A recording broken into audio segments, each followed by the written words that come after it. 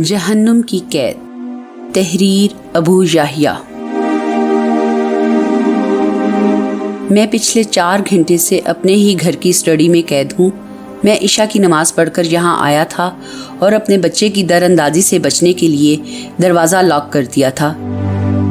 दोबारा दरवाज़ा खोलने की कोशिश में लॉक टूट गया। दरवाज़ा तोड़ने से बचने के लिए घर वाले और मेरे दोस्त पिछले 4 घंटे से किसी चाबी वाले की तलाश में हैं, मगर बेसूद। भूख, प्यास और इस कैद में जो सबसे बड़ी दरियाफ्त मैंने की है और जिसे इस वक्त मैं तहरीर कर रहा हूँ, वो कुरान मजीद की इस आयत का मफहूम है जिसमें अल्लाह ताला इरशाद फरमाता है, बस चखो अजाब का मज़ा जैसे तुमने उस दिन की मुलाकात को भुला दिया। आज हम भी तुम्हें भूल चुके हैं और चखो हमेशा रहने वाले अजाब का मज़ा अपने आमाल की पादाश में। ये सूरह सजदा की आयत नंबर 14 है। इसी सूरह की आयत नंबर 20 में अल्लाह ताला फरमाता है, जब कभी वो उससे निकलना चाहेंगे उसमें धकेल दिए जाएंगे, अपने ही घर में, और इस एहसास के साथ कि मेरे घर वाले, रिश्तेदार और मेरा अजीज़ दोस्त ज़िया मुसलसल मुझे याद रखे हुए और मुझे बाहर निकालने की कोशिश कर रहे हैं। मेरे लिए ये कैद काटना आसान है, मगर मुझे ये एहसास भी हो रहा है कि जहन्नुम में कैद उन लोगों की बेकसी का क्या आलम होगा जिनको जहन्नुम के कैद खाने में बदतरीन अजाब दिए जा रहे होंगे।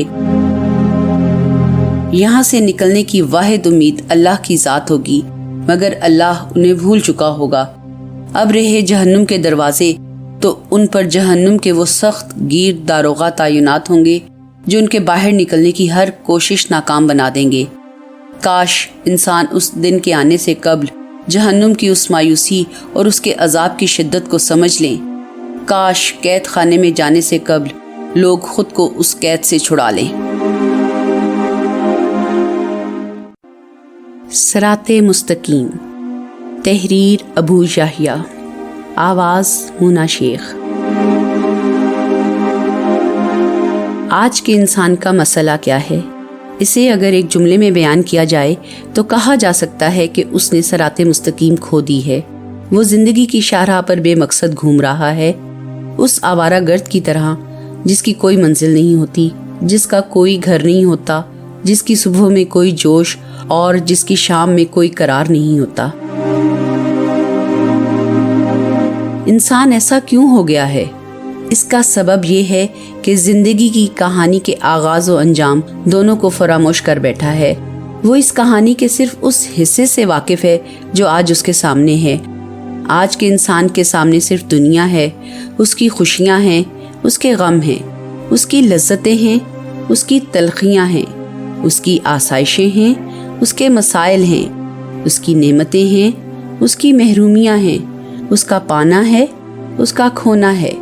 सुनी हकायते हस्ती तो दरमिया से सुनी, ना इब्तदा की खबर है ना इंतहा मालूम।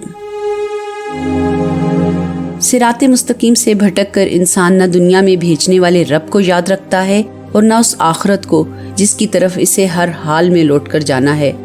आज दुनिया परस्ती के फितने ने हमेशा से बढ़कर इंसानों को अपनी मंजिल मकसूद और उस तक पहुंचाने वाली सिराते मुस्तकीम से गाफिल किया है। हत्ता कि वो लोग जो अपने आप को सिराते मुस्तकीम का अमीन कहते हैं, खुद दुनिया परस्ती के फितने का शिकार हैं। हम हुए, तुम हुए कि मीर हुए, उनकी जुल्फों के सब असीर हुए।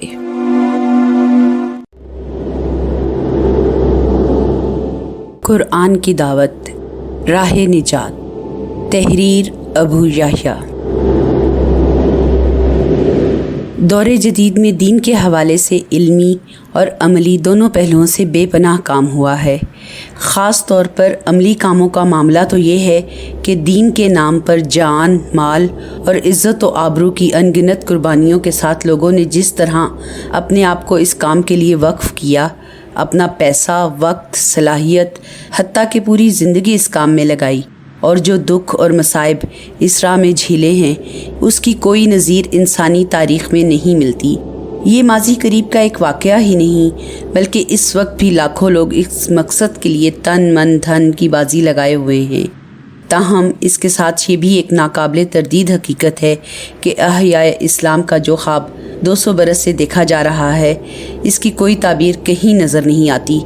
سیاسی غلبہ تو ایک طرف رہا، علم و اخلاق کے معاملے میں بھی ہماری پستی دنیا بھر سے بڑی ہوئی ہے۔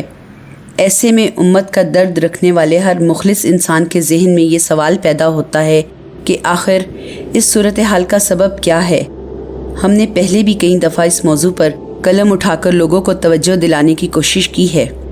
آج بھی انشاءاللہ اس تحریر کے ذریعے سے یہ واضح کرنے کی کوشش کریں گے کہ اس ضمن میں اصل غلطی کہاں ہو رہی ہے۔ اصل مسئلہ کیا ہے؟ موجودہ جد و جہد کا آغاز یورپی اقوام کے اس عالمی غلبے سے ہوتا ہے جو تقریباً 2 صدی پہلے شروع ہوا اور بتدریج بڑھتا چلا گیا۔ ہماری فکری قیادت نے اس معاملے کو 2 قوموں کے ایک جھگڑے کے زاویے سے دیکھا۔ ان کا زاویہ نظریہ بنا کہ ہم مظلوم ہیں اور ایک دوسری قوم ظالم ہے جس نے باہر سے آ کر ہمارے ملکوں پر قبضہ کر لیا ہے۔ اس زاویہ نظر کے تحت آج کے دن تک ہمارا نظریہ یہی ہے کہ وہ ظالم اور ہم مظلوم ہیں، وہ غاصب اور ہم مجبور ہیں، وہ غلط اور ہم درست ہیں۔